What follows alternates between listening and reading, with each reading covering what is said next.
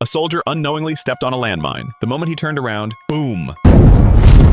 The mine exploded instantly. His comrade behind him lunged forward to help, but click! He froze. His foot had landed on another mine. His breath hitched, pulse pounding, sweat soaking his back. He dared not move. Terror gripped him from the ground up, paralyzing him completely. Then, a blood-curdling scream snapped him back to reality. He turned his head and saw his teammate's legs, gone. Blood gushed from the stumps, pooling beneath him. The soldier forced himself to breathe. He had to stay calm. He guided his teammate to take out the adrenaline and inject it. But pain relief wasn't enough. If he didn't stop the bleeding fast, his friend wouldn't last long. Determined, he braced himself to take a chance. He would lift his foot and rush to save him. His friend stopped him. The look in his eyes was firm, resigned. A moment later, he pulled out his pistol, aimed it at his own head. Bang! The soldier screamed, his cries echoing across the desert. But even in his grief, he didn't dare move. Survival instincts overpowered despair. His friend was gone, but he had to live. But how? Standing on a landmine in the middle of a desert. His chances were slim. He steadied himself, slowly bent his knee, and crouched down. Reaching for his knife, he tried to pry the mine loose, but it was too deep. The blade barely made it halfway before getting stuck. Gritting his teeth, he exhaled sharply. This won't work. Thinking fast, he tied his shoelaces to the axe, then unstrapped his rifle sling to extend the length. With delicate movements, he stood back up, hoping to hook the radio a few meters away. But as he tugged, his balance wavered. For a split second, his body tilted dangerously. With lightning reflexes, he slammed his hands onto the ground, barely stopping himself from toppling over. He stayed frozen, sweat rolling down his face, breathing ragged. Minutes passed before he dared to move again. Finally, he reeled in the radio pack. With trembling hands, he powered it on and called for help. But when he heard the answer, his heart sank. Due to the sandstorm, helicopters can't land. Rescue vehicles will take at least 52 hours to reach you. His blood ran cold. 52 hours? Could he even survive that long?